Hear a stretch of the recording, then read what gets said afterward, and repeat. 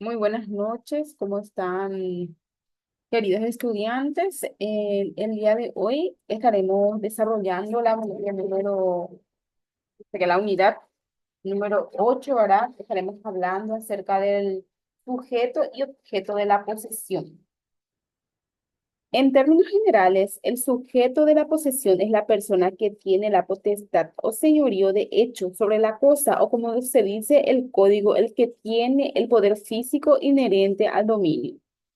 Puede ser tanto persona física como persona jurídica, que tiene actitud legal para adquirir derechos y contraer obligaciones. Las personas jurídicas pueden adquirir los derechos y contraer las obligaciones que sean necesarias para la realización de sus fines. Entonces, el sujeto de la posesión es la persona que tiene el señorío de la cosa, ¿verdad? Que puede adquirir derechos y contraer obligaciones. Así nos dice el artículo 96. Nos dice lo siguiente: las personas jurídicas poseen para los fines de su institución la misma capacidad de derecho que las personas físicas para adquirir derechos y contraer obligaciones por intermedio de los órganos establecidos en sus estatutos. Dentro de estos límites podrán ejercer acciones civiles y criminales y responder a la que se entablen contra ellas. El acto de adquisición de un derecho requiere un acto de aprehensión material y la voluntad de adquirir. La persona jurídica carece de la capacidad física necesaria para realizar tal acto de aprehensión, así como de su inteligencia y libertad, condición privativa de la persona de existencia visible. La persona jurídica no es más que una abstracción y en consecuencia no puede querer ni pensar. Y la ficción consiste justamente, dice Savini, en suponer que tal persona piensa y quiere, aunque en realidad sea incapaz de hacerlo. Muy bien. Acá nos dice que tanto la persona física como la persona jurídica tienen esa potestad o señorío de hecho sobre una cosa, ¿verdad? Que tanto la persona física y la persona jurídica pueden adquirir derechos y contraer obligaciones, ¿verdad? Seguramente en Derecho Romano 1 ustedes ya habrán desarrollado, ¿verdad? Que son las personas físicas y que son las personas jurídicas, ¿verdad? La persona física es nosotros, ¿verdad? La persona física que de forma personal puede hacer cualquier diligencia, ¿verdad? Y las personas jurídicas son personas, o sea, que son instituciones, ¿verdad? Que se establecen por medio de escritura pública, ¿verdad? Que se encuentra reglamentado dentro del código la manera, ¿verdad? Que se tiene que realizar para que tenga los efectos jurídicos. Continúan. La capacidad de adquirir la posesión por sí. La capacidad en la posesión. La validez de la tradición, como todo acto jurídico, está condicionada a la capacidad de las personas que la realizan, capacidad que varía según se trate de dar o de recibir por tradición. La persona que transmite por tradición debe tener la capacidad requerida para disponer de la cosa que es objeto del acto. Por su parte, el que recibe debe tener uso de la razón. Este criterio es inobjetable porque existe diferencia entre desprenderse de una cosa como en la entrega por tradición e incorporar un derecho a su patrimonio, como lo hace el que adquiere la posesión. El código no tiene ninguna forma expresamente establecida a este caso, pero autoriza al mayor de 14 años a adquirir por aprehensión la posesión originaria, por lo que le falta que resulte como con esta norma, además de lo establecido en el artículo 77, que expresa los actos voluntarios previstos en este código son los que ejecutados con discernimiento, intención y libertad determina una adquisición, modificación o extinción de derechos. Los que no reúnen tales requisitos no producirán efectos algunos y específicos. Los actos se juzgarán ejecutados sin discernimiento cuando sus agentes no hubiesen cumplido 14 años, pero este 14 años ya se modificó, o sea que una persona tiene capacidad, de hecho, cuando cumple 18 años de edad, 14 años solamente en lo penal, lo que generalmente surge el efecto que ya pueden ser imputados, ¿verdad? Los jóvenes a partir de 14 años de edad, pero en lo civil, sí o sí tiene que cumplir 18 años de edad. Las personas de existencia visible tiene capacidad reconocida por la ley para adquirir la posesión desde que tienen cumplidos 14 años de edad, según lo establecido en el artículo 1925, a través del siguiente texto. Pueden adquirir por aprehensión la posesión originaria quienes hubiesen cumplido 14 años, como también toda persona capaz de discernimiento. Los actos jurídicos, para ser válidos y producir los efectos que la ley les atribuye, deben ser ejecutados con discernimiento, intención y libertad. Así resulta de los artículos 277 a través del siguiente texto. Los actos voluntarios previstos en este código son los que ejecutados con discernimiento, intención y libertad determinan una adquisición, modificación o extinción de derechos. Los que no reúnan tales requisitos no producirán por sí efecto alguno. El texto transcrito es claro. El acto jurídico realizado sin discernimiento, intención y libertad deviene ineficaz y quienes son, según el código, las personas capaces de discernimiento, los mayores de 14 años, sobre la capacidad y el discernimiento. La capacidad consiste en la actitud legal de ejercer uno por sí mismo o por sí solo sus derechos. El discernimiento y la actitud de discriminar, ya que discernir es la facultad de distinguir una cosa de otra, señalando la diferencia que hay entre ellas. El artículo 37 del Código Civil declara absolutamente incapaz, de hecho, a las personas por nacer, a los menores de 14 años, a los enfermos mentales y a los sordomudos, que no saben darse a entender por escrito. Quiero mirar. Bueno, continuando. Capacidad para adquirir la posesión por medio de otros. Cualquiera sea la posesión que se adapte en la debatida cuestión relativa a la naturaleza jurídica de la posesión, el derecho admite tradicionalmente y a lo largo de la historia de su evolución que un determinado acto puede ser realizado no solo personalmente por el interesado directo en él, sino también por medio de otros. Nuestro Código Civil no contiene en el capítulo que reglamenta la adquisición ninguna disposición referida a la posibilidad de la situación de agentes intermediarios en el tráfico de la posesión. Resulta verdaderamente difícil encontrar razones que justifiquen el silencio del código de esta manera tan importante como delicada. Pensamos que es de aplicación el caso expresamente expresado y solo porque es necesario suplir el acto de la ley. La norma del artículo 884 que establece la necesidad de poder especial para efectuar cualquier acto a título oneroso o gratuito teniendo a constituir, transmitir, renunciar o extinguir derechos reales sobre bienes inmuebles. Muy bien, acá ya nos expresa ya claramente que sí o sí se tiene que tener poder especial para poder constituir, transmitir, renunciar o extinguir derechos reales sobre bienes inmuebles. Si se califica la posesión como derecho real, es evidente que el código autoriza la adquisición de la misma por medio de representantes, pero como el texto no es claro, al tomarse en consideración lo dispuesto en el artículo 883, que prescribe el mandato concebido en términos generales, solo comprenderá los actos de administración, aunque el mandante declare que no se reserva ningún poder o que el mandatario puede hacer cuanto juste conveniente o existiere cláusula general y libre gestión. Según el profesor Borda, la posesión puede tomarse y ejercerse no solo personalmente, sino también por medio de representante, pareciendo indudable que la ejercida por representante es la posesión tomada por quien ha recibido un poder especial.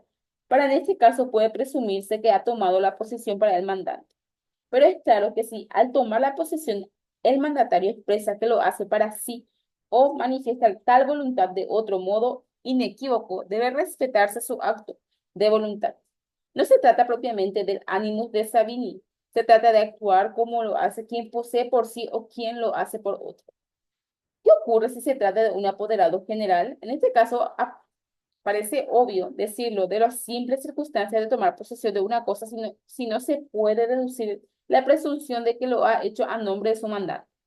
Por el contrario, creemos que la presunción debe ser la opuesta, pues mientras él no manifieste actuar a nombre de su representado, o no, dé signos inequívocos de ello. Debe presumirse que lo hace a nombre propio. La posesión puede ser adquirida también por los incapaces por medio de sus representantes legales, aunque los menores de 14 años no pueden tener ánimos de poseer una cosa.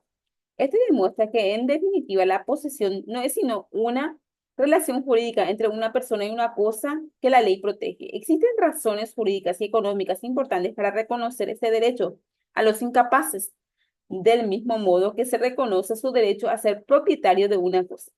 Según el artículo 1925, puede adquirir la posesión los mayores de 14 años, como también toda persona capaz de discernimiento. Dicho extremo no será necesario cuando por acto de tercero se hubiese puesto una cosa bajo el poder de una persona, aunque fuera incapaz.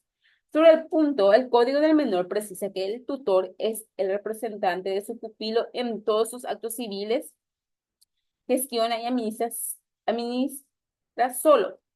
Todos los actos se ejecutan por ley y en su nombre, sin el curso del menor y trasciende de su voluntad, salvo las excepciones establecidas en este código.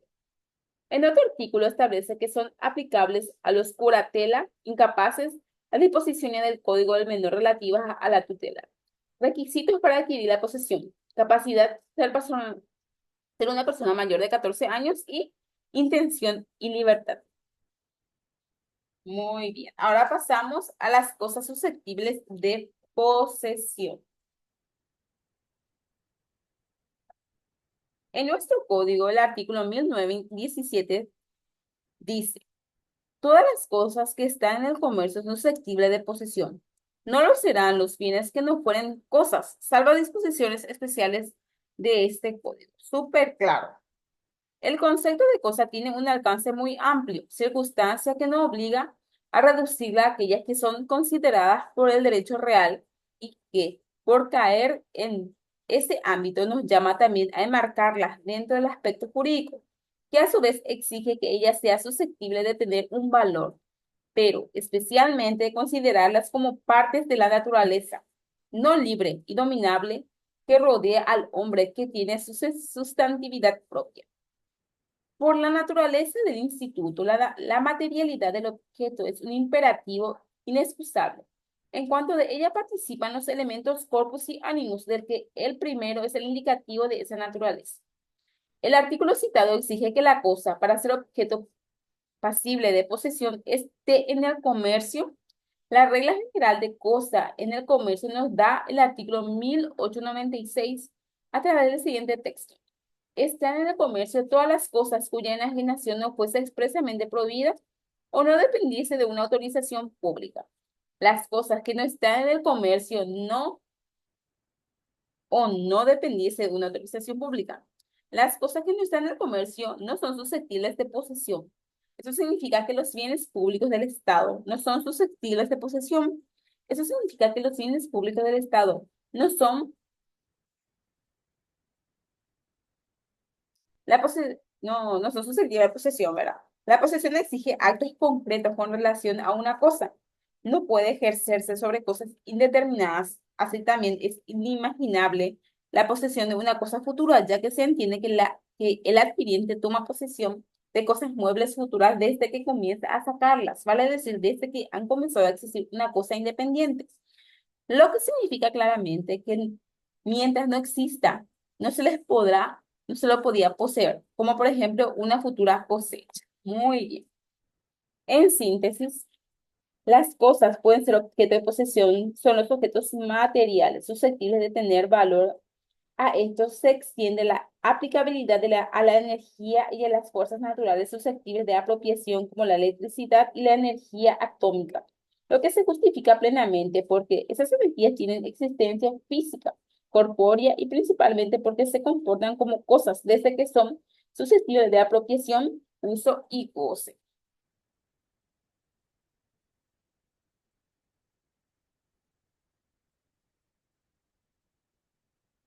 Cosas determinadas. Para que una cosa pueda ser objeto de posesión, ay, se entiende también esta parte, ¿verdad? El código dice que poseedor es el que tiene sobre una cosa el poder físico inherente al dominio, como también del texto del artículo 1089 nos dice que se refiere a la prescripción de un inmueble por la posesión de 20 años. Con mayor precisión, aún se haya consagrado el requisito de la determinación en el artículo 1939, según el cual, si se trata de cosas muebles que deben separarse de los inmuebles como arenas, piedras, maderas o frutos pendientes, la tradición se reputará hecha desde la primera extracción efectuada con permiso del poseedor del inmueble. No es posible ejercer la posesión sobre cosas inciertas o genéricas, del mismo modo que no lo es la reivindicación, ni la prenda, ni la tradición, porque todas esas instituciones afines indudablemente a la propiedad son inaplicables a las cosas inciertas, genéricas o indeterminadas. Extensión de la posesión.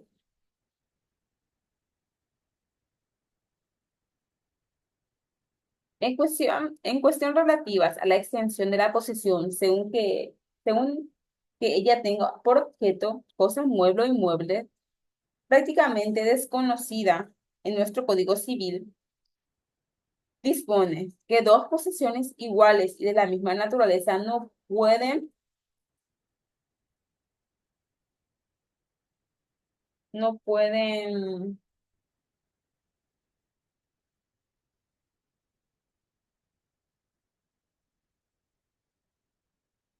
sobre sí mismas. Talva enseña que esta regla es consecuencia lógica de la naturaleza de la posesión. Otros estiman que la regla fue consagrada en mérito al paralelismo que existe entre la propiedad y la posesión. La propiedad tiene carácter exclusivo y no es admisible que varias personas puedan ejercerlo en, sal, en insalud sobre la misma cosa y habida cuenta del carácter también exclusivo de la posesión.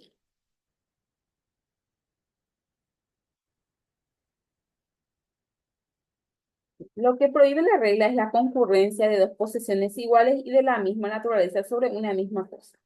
Por eso las especies de posesión caracterizadas en nuestro código, el artículo 1911, poseedor mediato e inmediato, no caen bajo la prohibición porque ambas no son iguales y de la misma naturaleza, ya que la doctrina distingue el poseedor inmediato como el que tiene efectivamente una cosa bajo su poder, pero reconocida en otro, el dominio. El artículo 1935 regula que la posesión fundada en un título comprende solo la extensión del título, sin perjuicio de las agregaciones que por otras causas hubiesen hecho el poseedor. Resulta evidente que si uno posee en razón de un título, la posesión no puede extenderse a base de las mismas fracciones o cosas que el documento no individualice sin perjuicio de acumulaciones por otras circunstancias que sí existieran. Nada tendría que ver y sí, ni serían protegidas por la primera. Pero por otra parte, la extensión de un título aplicable a cierto bien no puede perjudicar la posesión de otras porciones, logradas en forma distinta. En el caso de que, adquiriéndose un terreno de 50 hectáreas, por ejemplo, su posesión legal abarca cuanto deriva del título respectivo, pero sucede que abarca una superficie mayor de lo que se consigna en el título. La posesión del excedente será destinada independiente de la adquirida en virtud del título. Este comprenderá únicamente la superficie expresamente conservada en lo que sobrare deberá ser objeto de un título de adquisición diferente. Muy bien. Acá el artículo 1923 dice que si fueren varios los poseedores de la naturaleza, la posesión se juzgará respecto de cada una de ellas.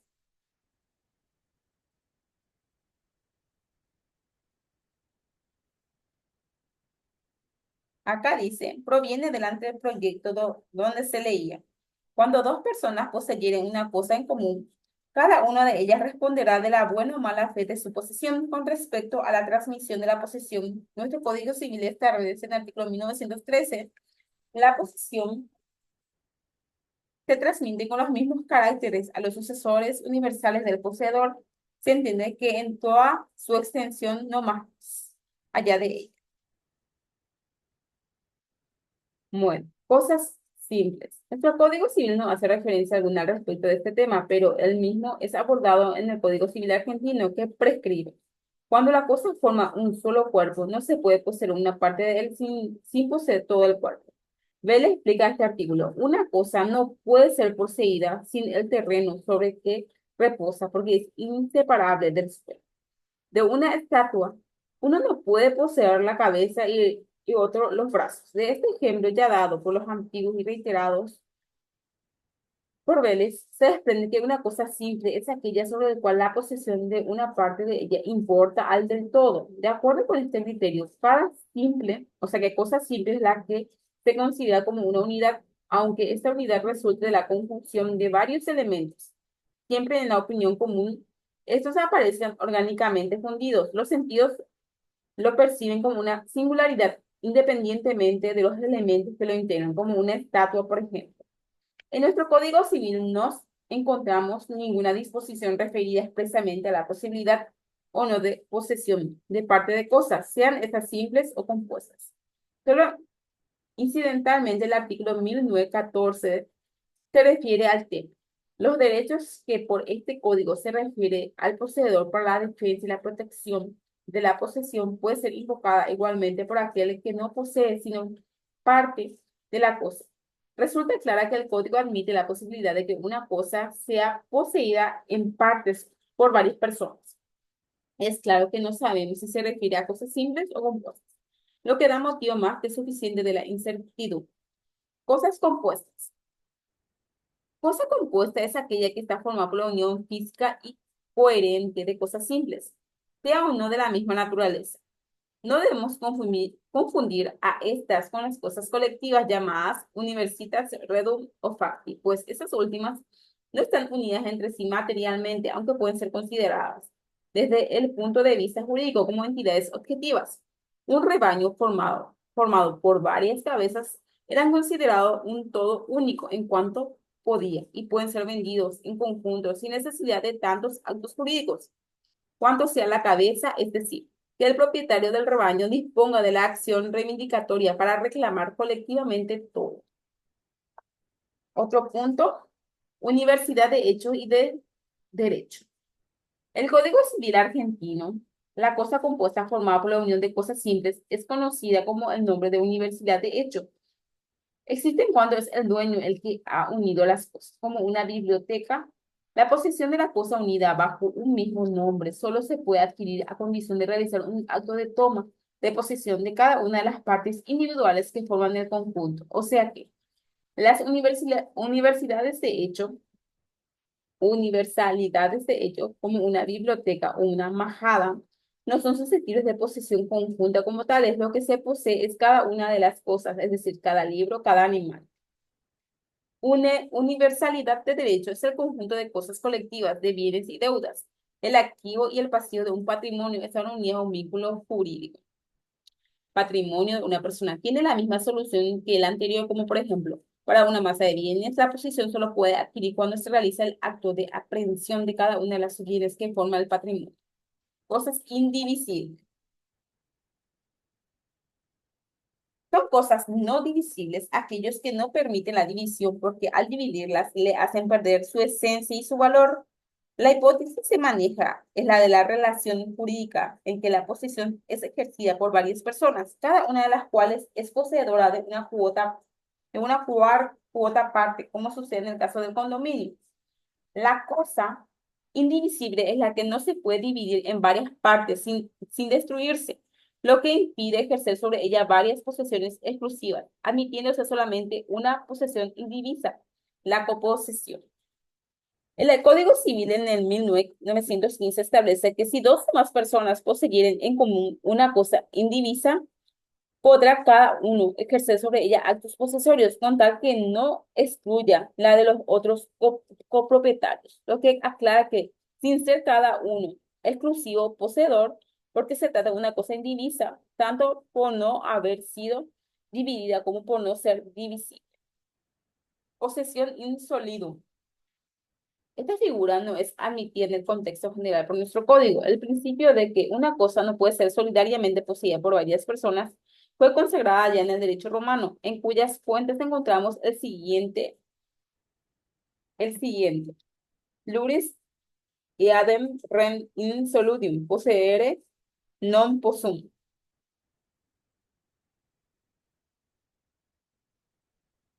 No pueden existir dos posesiones iguales y de la misma naturaleza sobre un mismo objeto, ya que está claro que la posesión inmediata y la inmediata son especies distintas y su admisión no importa desconocimiento de la regla enunciada.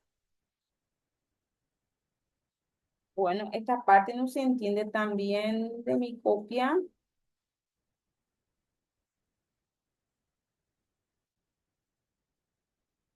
pero voy a leer más o menos.